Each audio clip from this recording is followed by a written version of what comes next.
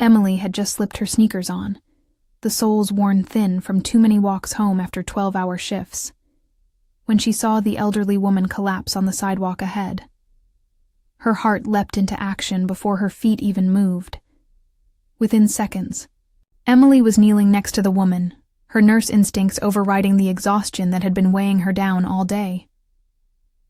"Ma'am, can you hear me?" she asked, gently pressing 2 fingers to the woman's neck to find her pulse. It was faint, but steady, a small relief in the moment.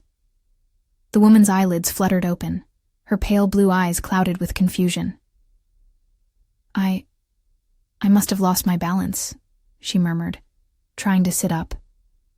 Her voice trembled, but there was a quiet dignity in the way she composed herself, brushing at her skirt as if trying to sweep away the embarrassment of the moment. "Take it easy," Emily said, keeping her voice calm but firm. "You fainted. Let's make sure you're okay before you get up." The woman hesitated, then nodded, clearly too shaken to argue. Up close, Emily noticed the fine lines etched into her face, like a story written in soft folds. Her silver hair was swept neatly into a bun, and her clothes, though simple, were tailored and well-made. She didn't look like someone struggling, but then again, appearances could be deceiving. After a few minutes of rest and some sips of water Emily had in her bag, the woman seemed to regain some color. "I'm Margaret," she said, her voice steadier now. "Thank you for helping me. I don't know what happened. I must have skipped lunch again." "Margaret," Emily repeated with a warm smile. "I'm Emily. I'm a nurse, so you're in good hands." Margaret chuckled softly. "Well, aren't I lucky you were passing by?" Emily stood and offered her hand, helping Margaret to her feet. The older woman wobbled slightly, and Emily instinctively steadied her. "Let me walk you home," she said. "I want to make sure you get there safely." "Oh, you've done more than enough already," Margaret protested, but Emily's determined look silenced her. "It's no trouble," Emily insisted. As they walked, Margaret gestured toward the street ahead. "Just a few blocks that way," she said. "I'll be fine from here, dear. You've been so kind already." But Emily shook her head. "I'm not leaving until I know you're okay. Humor me." Margaret sighed but smiled, clearly touched by her persistence. The 2 women strolled slowly down the quiet street, the evening breeze carrying the faint scent of blooming jasmine. Emily noticed that Margaret's steps were deliberate, almost hesitant, as if she were wary of falling again. "It's just me these days," Margaret said after a moment, breaking the silence. "My husband passed a few years ago. I suppose I've gotten used to managing on my own, though some days are harder than others." Emily glanced at her, sensing the weight behind those words. "I'm sorry for your loss," she said sincerely. Margaret nodded, her gaze fixed on the path ahead. "We had 50 wonderful years together. I can't complain. But the house feels so quiet now. Too quiet, really." Emily didn't press further. She knew better than to pry, especially when someone was already feeling vulnerable. Instead, she offered a soft smile and said, "Well, it's a good thing you've got me to keep you company tonight." Margaret chuckled again, a sound that seemed to lighten the air around them. When they reached Margaret's home, Emily couldn't help but pause for a moment. The house was larger than she'd expected, a stately 2-story with a wraparound porch and neatly trimmed hedges. It looked like the kind of place that had seen its fair share of family gatherings and holiday dinners, though now it seemed almost too big for one person. "Thank you, Emily," Margaret said as they reached the door. She fished a key from her purse and unlocked it, then turned back to face her. "I don't know what I would have done if you hadn't been there." "Just glad I could help," Emily said. "But promise me you'll take it easy for the rest of the night. No skipping meals, okay?" Margaret gave a small laugh. "Yes, Nurse Emily, I promise." As Margaret stepped inside, Emily hesitated. If you need anything, don't hesitate to call someone, or even knock on a neighbor's door. Margaret smiled, warmly. You're a good soul, Emily. Thank you again. With that, the door closed softly, and Emily turned to head home. Her own apartment was a far cry from Margaret's elegant house, just a tiny, drafty studio with peeling paint and a fridge that hummed too loudly. But as she walked, the memory of Margaret's grateful smile lingered. Emily didn't have much to give, not with the stack of overdue bills waiting for her on the counter. But she couldn't shake the feeling that Margaret might need more than just a one-time rescue. Maybe, Emily thought, she'd stop by tomorrow to check on her, just to be sure. The thought brought a small sense of purpose to her otherwise weary heart as she turned the corner and disappeared into the night. Emily's shift the next day dragged on longer than usual. The hospital was short-staffed, as always, and by the time she finally clocked out, her feet ached and her stomach growled from skipping lunch. Still, she didn't head straight home. Instead, she stopped by the small grocery store on the corner, clutching her wallet tightly as she debated over every item. A loaf of bread, a carton of milk, a few apples, and a small jar of jam. Simple, inexpensive things she hoped might brighten Margaret's day. She hesitated at the register, her fingers brushing against the $20 bill she'd set aside for emergencies. This wasn't exactly an emergency, but something in her heart told her it was worth it. She handed over the money, ignoring the pang of guilt that whispered she should have kept it for herself. The sun was low in the sky by the time Emily reached Margaret's house. The wraparound porch looked just as stately as it had the night before, but now, in the light of day, she noticed signs of neglect. The paint on the railings was peeling, and the once pristine hedges were starting to grow wild. It wasn't disrepair, exactly, but it gave her the sense that the house had been cared for meticulously at one time and had since been left to fend for itself. Emily knocked gently, clutching the bag of groceries in one hand. For a moment, she worried she might be intruding. What if Margaret didn't want company?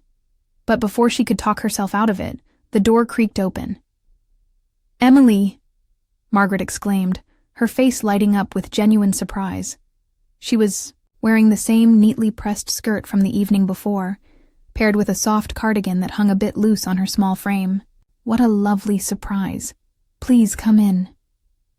Emily stepped inside, immediately struck by the contrast between the grand exterior of the house and the quiet simplicity within. The furniture was elegant, but worn, and the walls were lined with photographs in ornate frames. Dust motes danced in the sunlight streaming through the large windows, hinting at the time that had passed since the house had last been filled with life. "I wanted to check on you," Emily said, holding out the bag. "And I brought a little something, just in case you forgot to eat again." Margaret's hand flew to her chest as her eyes filled with emotion. "You're too kind, dear. I don't know what to say." "You don't have to say anything," Emily replied with a smile. "I just wanted to make sure you were okay." Margaret took the bag and peeked inside, her lips curving into a grateful smile. "This is so thoughtful of you. But you didn't have to go out of your way for me." "I wanted to," Emily said simply. She followed Margaret into the kitchen, noticing how the room, though spotless, felt a little too quiet, like it had been waiting for someone to fill it with chatter and the clatter of dishes. Margaret set the bag on the counter and turned to Emily. "Would you like some tea? I was just about to put the kettle on." "I'd love some," Emily said, grateful for the chance to sit for a moment. She sank into one of the wooden chairs at the small kitchen table, her body finally relaxing after the long day. As Margaret moved about the kitchen, Emily's eyes wandered to the photographs on the walls. One in particular caught her attention, a black and white image of a young couple on their wedding day. The bride's smile was radiant, and the groom stood tall and proud beside her, his hand resting gently on her waist. "That's me and my Henry," Margaret said softly, following Emily's gaze. She set a teapot, and 2 mismatched cups on the table before joining her. We were married for 50 years. He passed away 4 years ago. Emily looked back at the photograph, her heart aching for the woman who had clearly loved and been loved so deeply. You must miss him a lot. Every day, Margaret admitted, her voice tinged with both sadness and warmth. He was my rock, my partner in everything. We traveled the world together, built a life full of memories. But now... She trailed off, her eyes glistening. Now it's just me and this big empty house. Emily reached out and placed a hand over Margaret's. I can't imagine how hard that must be. Margaret smiled faintly, her hand resting on Emily's as if drawing strength from the gesture. It's harder some days than others, but life goes on, doesn't it? You learn to carry the loss, even when it feels impossibly heavy. Emily nodded, understanding more than she wanted to admit. I know what you mean. Sometimes it feels like life just keeps piling things on, and you're not sure how much more you can carry. Margaret tilted her head, studying Emily with a quiet curiosity. You're carrying a lot, aren't you? Emily hesitated, unsure how much to share. She didn't want to burden Margaret with her problems, not when the older woman had already been through so much. I'm managing, she said finally, her voice carefully even. Things are tight, but I'm getting by. Margaret didn't press her, but the look in her eyes said she understood more than Emily was letting on. You're a strong one, Emily. I can see it. But even the strongest need a little help sometimes. Emily smiled, appreciating the sentiment even if she didn't fully believe it. I'll keep that in mind. The 2 women sipped their tea in companionable silence for a moment, the warmth of the drink and the quiet hum of the house creating a cocoon of comfort. Emily felt a sense of peace she hadn't experienced in a long time, as if she'd found a small refuge from the chaos of her own life. When the tea was finished, Emily stood, not wanting to overstay her welcome. I should get going, she said, though part of her wished she could stay longer. But I'll stop by again soon, if that's okay. Margaret's face lit up with gratitude. I'd like that very much. You've brightened my day more than you know. Emily smiled, her heart feeling lighter as she headed for the door. Take care of yourself, Margaret. And no more skipping meals. Margaret chuckled softly. Yes, Nurse Emily, I promise. As Emily stepped outside and made her way home, she couldn't help but feel a quiet sense of fulfillment. Her gesture had been small, but it had clearly meant a great deal to Margaret. And in some unexpected way, it had lifted her own spirits too. For the first time in a long time, she felt like she'd made a difference. The notice was taped to Emily's door when she got home that evening. A stark, white piece of paper with bold block letters at the top. Final notice. Rent past due. Her stomach sank as she ripped it off and stepped into her small apartment. She tossed her keys onto the counter, the sound echoing in the quiet of her one-room space. The notice trembled in her hands as she read it again, even though she already knew what it said. She was 2 months behind. They'd been lenient so far, but the note made it clear. Pay or face eviction. She had 10 days. Emily sank onto the edge of her bed, the weight of exhaustion and panic pressing down on her. She had been trying so hard to keep everything afloat. Working extra shifts, skipping meals, cutting corners wherever she could. But it wasn't enough.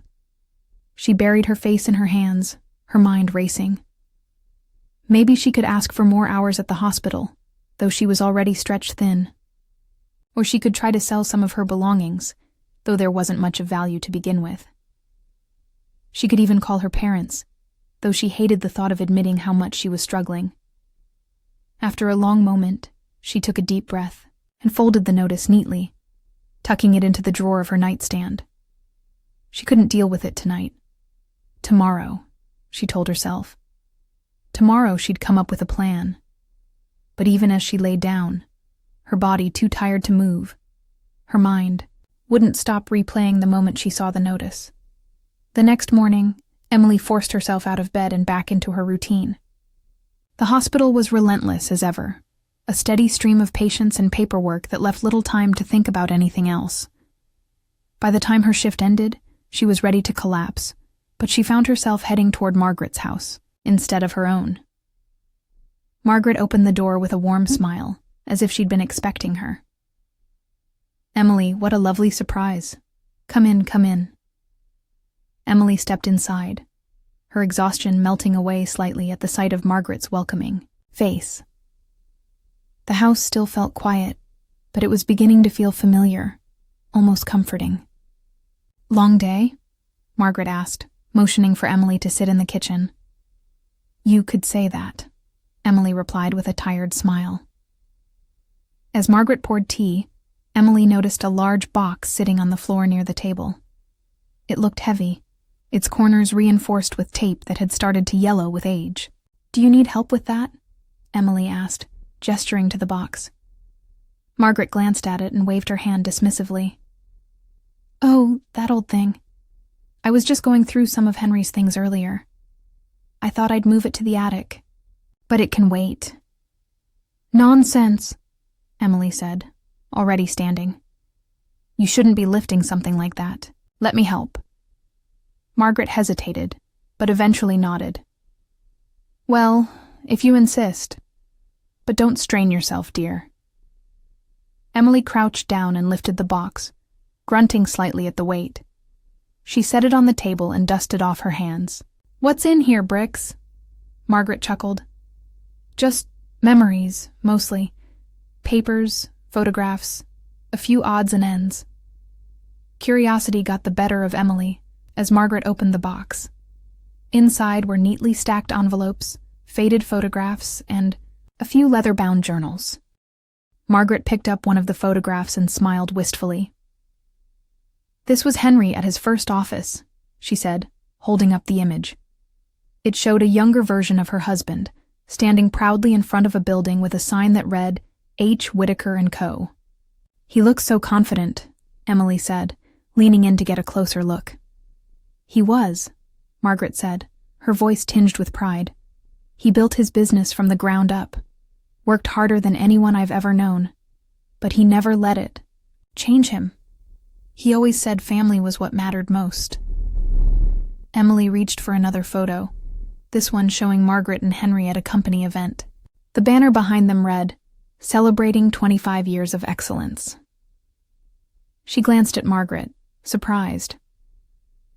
"I didn't realize he was so successful." Margaret shrugged, her expression modest. "It was a long time ago. I don't think about it much these days." She set the photograph back in the box and closed the lid, as if drawing a line between the past and the present. Emily could tell there was more to the story, but she didn't press. Instead, she helped Margaret move the box to the attic, the two of them chatting about lighter topics as they worked. As they returned to the kitchen, Margaret noticed the way Emily leaned heavily against the counter, her face pale and her shoulders slumped. "Emily, when was the last time you ate something?"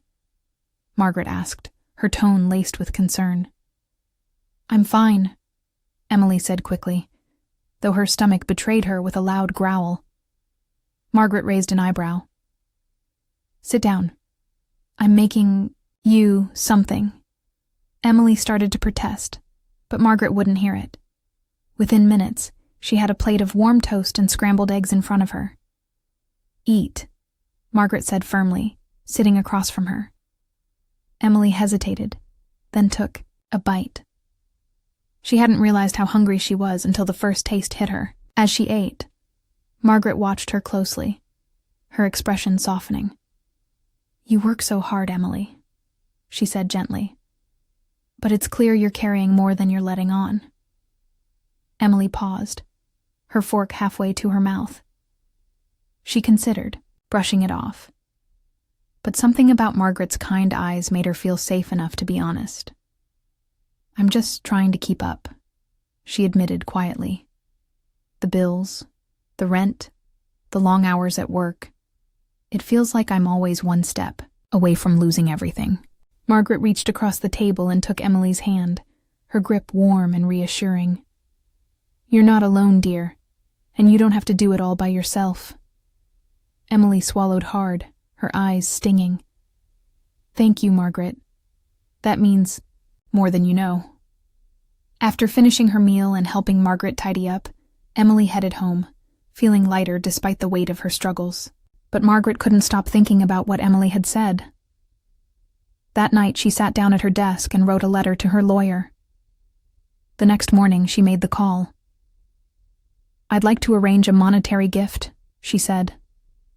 And while you're at it, see if you can find any job opportunities for a nurse. Someone with a heart of gold.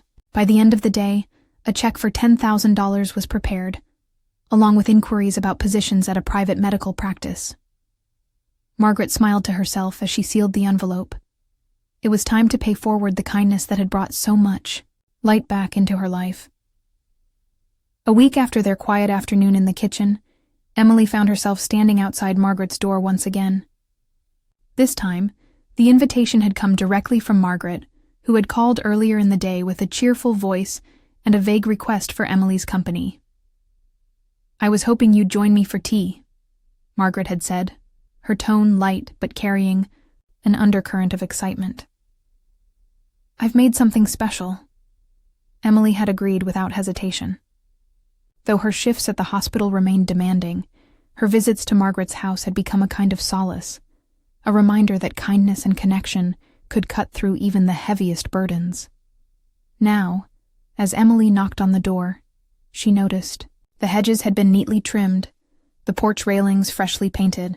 It was as though the house itself had begun to reflect the renewed energy Margaret seemed to radiate. The door opened quickly, and Margaret greeted her with a bright smile. Emily, dear, come in, come in. Emily stepped inside immediately, struck by the inviting aroma of freshly baked scones mingling with the faint floral scent of Margaret's perfume. The house felt warmer, livelier somehow, as if it had been waiting for this very moment. I hope you're hungry, Margaret said, leading Emily into the kitchen, where the table was set with delicate china, a pot of tea, and a plate piled high with golden scones. This looks amazing, Emily said, taking a seat. You've outdone yourself. Margaret chuckled, her eyes twinkling. Well, I wanted today to be special. There's something I'd like to share with you. Emily tilted her head, curious. What is it? Margaret sat across from her, her hands folded neatly on the table. For a moment, she hesitated, as if searching for the right words. Then, she reached into her cardigan pocket and pulled out an envelope. This, she said, sliding it across the table, is for you. Emily furrowed her brow, glancing at the envelope before looking back at Margaret. What is this? Open it, Margaret urged, her smile gentle but insistent. With a mixture of confusion and apprehension, Emily picked up the envelope and carefully tore it open. Inside was a check for $10,000. Emily's breath caught, and her hands began to tremble as she stared at the number. Margaret, I can't accept this, she stammered, her voice barely above a whisper. Margaret reached across the table and placed a steadying hand on Emily's. Yes, you can, she said firmly, and you will. Tears welled in Emily's eyes as she shook her head. This is too much. I don't know how to thank you. I don't even know why you'd do something like this for me. Margaret's grip on her hand tightened, her expression both kind and resolute. You've already thanked me, Emily. Every time you've shown up at my door, every time you've shared your time and your heart with me. That's more than I could ever repay. You've brought light back into my life when I thought I'd lost it forever. This is just my way of saying thank you. Emily's tears spilled over, and she quickly wiped them away, overwhelmed by the weight of Margaret's words and the generosity of her gesture. I don't know what to say, she whispered. Say you'll accept it, Margaret said with a soft smile. and say you'll let it help you the way you've helped me."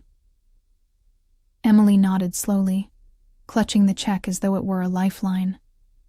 "Thank you," she said finally, her voice breaking. "I don't know how I can ever repay you." Margaret's smile widened. "You've already repaid me, dear. But there's more." Emily blinked, her tears momentarily forgotten as she looked at Margaret in surprise.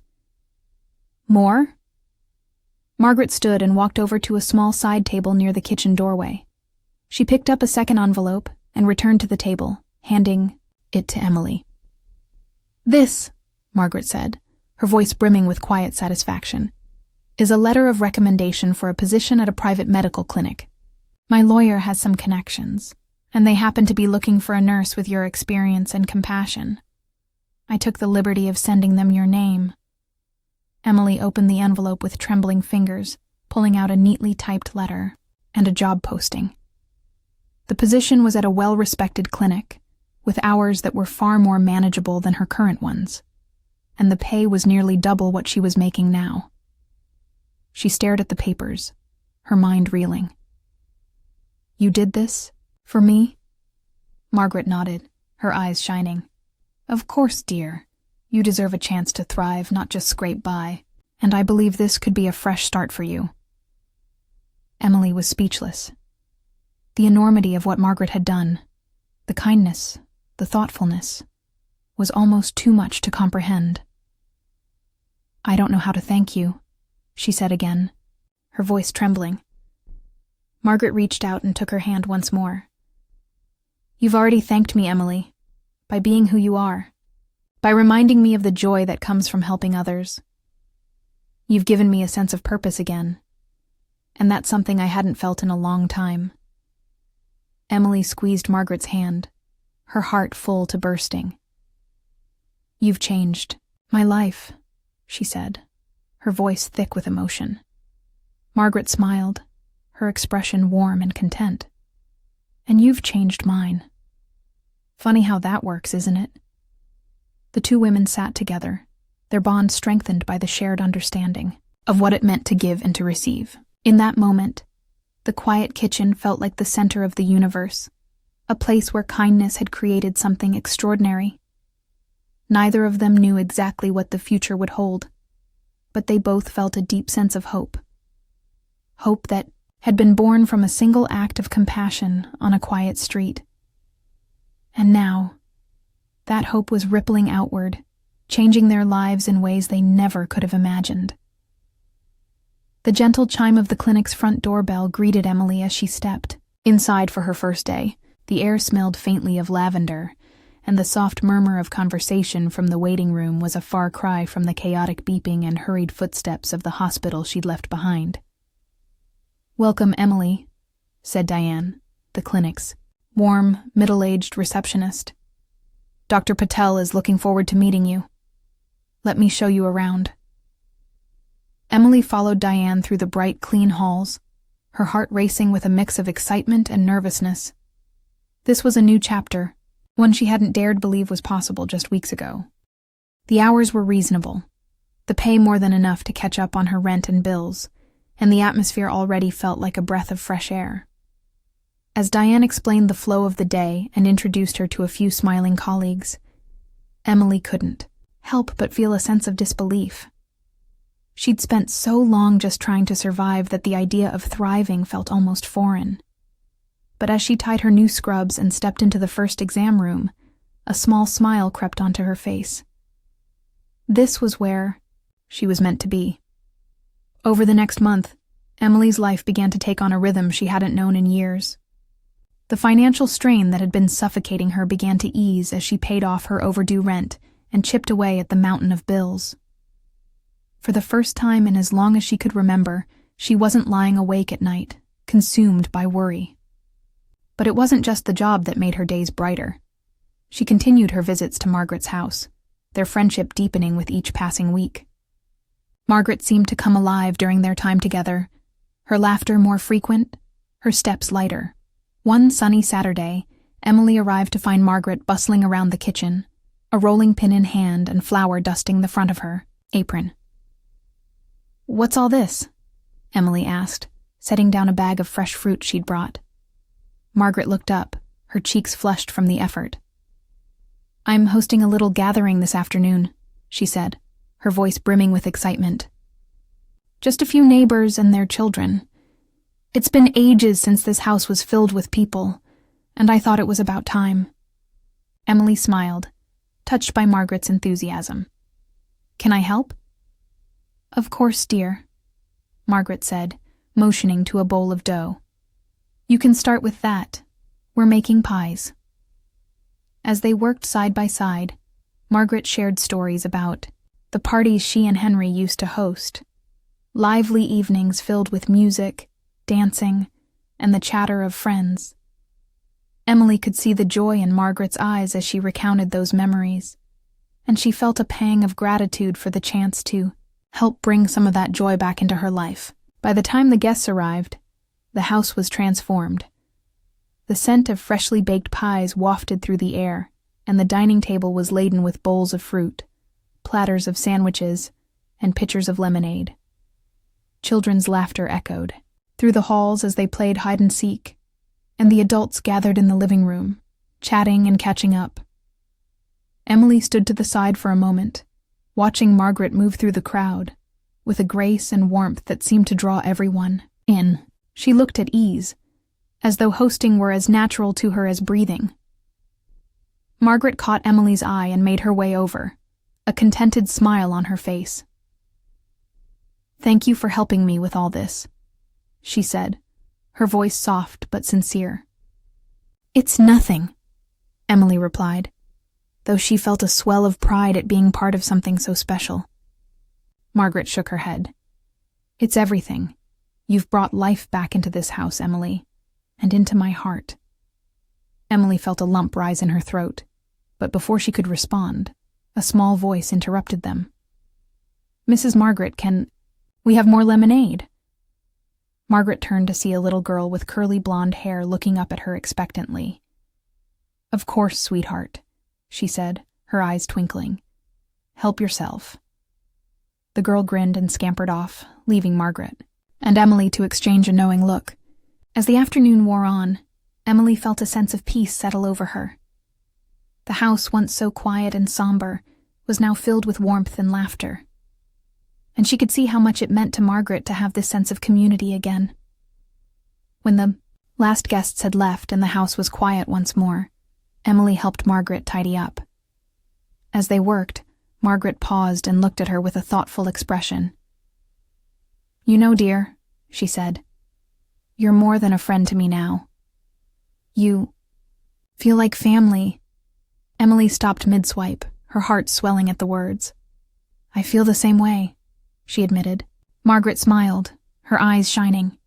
"Then we're family, and family takes care of each other." Emily nodded, unable to find the words to express just how much Margaret's kindness had changed her life. Later that night, as she sat in her small but now comfortable apartment, Emily reflected on everything that had happened since that day on the sidewalk. She thought about how close she'd been to losing everything, how hopeless she'd felt. And then she thought about Margaret, how a single act of compassion had brought them together and changed both their lives in ways neither of them could have imagined. Emily knew her journey wasn't over. There would still be challenges, still be days when things felt hard. But now she had hope. She had a clear path forward. And she had Margaret, her friend, her family, her reminder that kindness had the power to transform even the darkest of times. As she turned off the light and settled into bed, Emily smiled to herself. Life still wasn't perfect, but it was full.